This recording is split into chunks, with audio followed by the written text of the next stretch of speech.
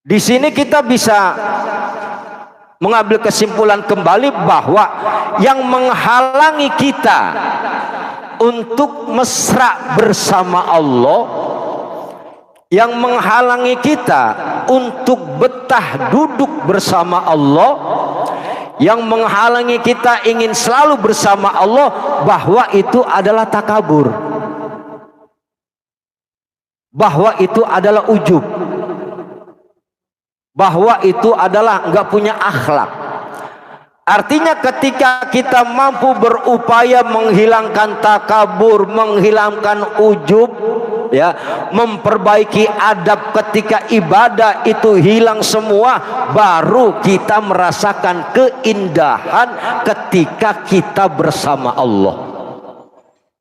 Berarti harus kita hilangin ujub, hilangin takabur, hilangin, ya. Makanya di Al-Quran itu dijelaskan, qala Allah Ta'ala, sa'asrifu an ayatiyal ladzina yatakabbaruna fil ardi bighairi haq.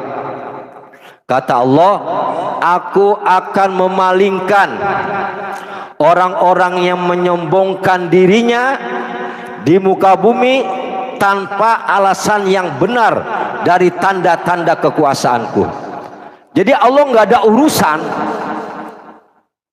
nggak butuh alasan untuk memalingkan rahmatnya, memalingkan kasih sayangnya, memalingkan ampunannya dari orang-orang yang takabur. Kenapa?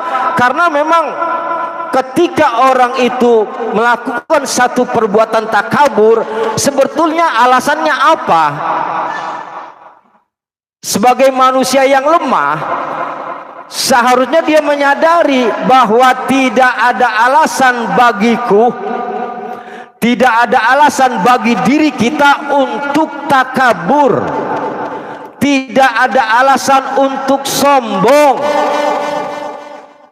Orang ke alam dunia aja ada yang ngeluarin waktu kecil, bersih, mandi, dipandiin, punya nama, dinamain, pakai baju, dipakein, dicebokin. Kita kembali bahwa kita ini, apa sih yang kita sombongin? Umur panjang dari Allah,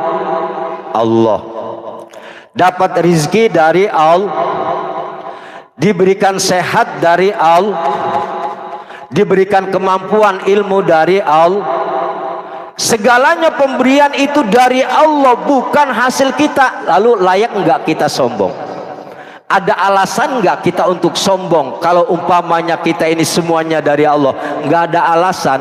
Makanya Allah tanpa alasan, udah enggak ada alasan dah Allah memalingkan kasih sayangnya, memalingkan ampunannya, memalingkan ridhonya dari orang-orang yang sombong. Karena kita pun sebetulnya nggak punya alasan untuk sombong, tahu-tahu sombong aja. Ada orang yang sombong dengan keilmuan sebagai ulama, ya. Ini yang paling berat sebetulnya, kesombongan itu muncul dari ulama, ya, dari ulama-ulama. Makanya ilmu itu adalah salah satu sarana yang menyampaikan seorang hamba kepada Allah. Tapi ilmu juga bisa jadi akan menjadi hijab yang besar untuk sampai kepada Allah. Ini orang punya ilmu nih. Makanya kalau beratan mah tanggung jawab itu beratan ulama. Punya ilmu, ini satu sarana untuk sampai kepada Allah, dan bisa jadi ilmu yang dia miliki pun akan menjadi hijab sehingga tidak sampai kepada Allah. Banyak cerita-cerita ulama-ulama dulu, ya, dengan kehebatan-kehebatan ilmunya, lalu kemudian dia sombong dengan kehebatan ilmunya. Udah punya ilmu, berpakaian berjubah, berimamah, merasa diri paling suci, itu udah bahaya. merasa ingin dihormat oleh jamaah, udah bahaya. Itu ulama tuh, ya. Selaman harus cium tangan bolak-balik, yang cium tangannya nggak bolak-balik ditolak. Bahaya ulama begitu. Dia punya ilmu tadi, tapi tidak bisa mendidik akhlak. Ya, makanya saya bilang, jadi ulama harus kaya dengan cinta. Kalau ulama sudah kaya jiwanya dengan cinta, dia mampu memberikan cintanya kepada orang lain, bukan ingin dicintai. Jadi ulama harus berjiwa besar. Dengan jiwa besarnya mampu membesarkan orang-orang yang kecil, bukan ingin dibesarkan. Orang yang ingin dibesarkan itu orang yang kecil. Orang yang ingin dimuliakan itu karena sudah hilang kemuliaan dalam jiwanya. Orang yang pengen dihormati itu karena sudah hilang kehormatan dalam jiwanya. Tapi orang kalau tidak kaya kehormatan, dia kaya cinta, jiwanya besar, dia mampu menghormati orang lain, dia mampu membesarkan orang lain, dia mampu mencintai dan mengasihi orang-orang lain. Itulah orang yang kaya cinta. Makanya rasakan kebersamaan kita ketika kita sholat dengan Allah. Kemarin kita bahas, kita kasih tahu. Berarti kalau kita nggak betah di masjid nih, nggak betah sholat, pengennya cepet-cepet berhenti, pengen cepet-cepet selesai.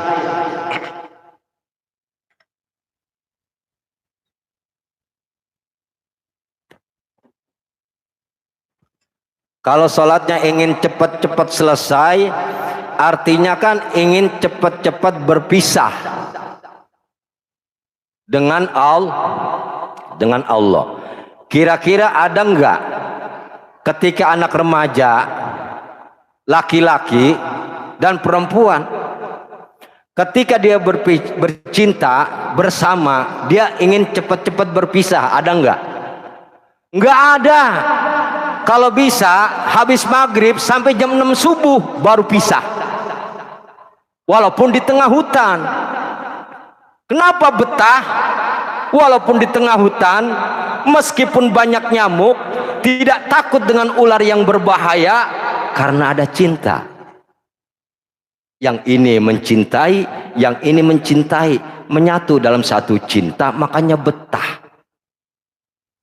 Dan kita pun beribadah kepada Allah seperti itu. Ketika di dalam jiwa kita udah ada cinta yang didapatkan dari Allah, diberikan dari Allah, ketika kita datang ke masjid merasa sujud kemesraan dengan Allah. Ketika ruku merasa kebersamaan dengan Allah. Ketika takbir seakan-akan kita menyanjung sang kekasih. Bahasanya kalau bercinta, tiada yang cantik kecuali dirimu, tiada yang indah kecuali dirimu, tak sanggup aku berpaling darimu wahai kasihku. Dengan Allah begitu, hati tidak akan berpaling. Kenapa? Sudah ada cinta. Ada cinta. Maka kalau kita di masjid pengen buru-buru selesai ibadah, kemudian kita habis ibadah itu, aduh senang banget gue udah selesai ibadah, udah selesai sholat, berpisah dengan kekasih senang. Orang bercinta itu nggak ada yang berpisah dengan kekasih senang, nggak ada. Dia ingin selalu bersama. Bahkan ketika dia tinggalkan pun, pertemuan umpama di Bunderanda, di Bundaran 3, begitu berpisah pun hanya jasadnya saja berpisah, tapi hatinya saling menyatu. Yang ini mengingat kekasihnya, yang ini pun mengingatnya. Itulah cinta. Jadi orang yang cinta kepada Allah itu ketika selesai sholat, dia tetap mengingat Allah, tidak lupa Allah. Fisiknya keluar dari masjid, hatinya dia selalu ingat kepada Allah. Itu adalah orang-orang yang bercinta. Makanya rasakan, kalau kita duduk dengan Allah, kemudian kita tidak merasakan atau kita ingin cepat-cepat, ya, itu berarti belum ada cinta dalam beribadah kepada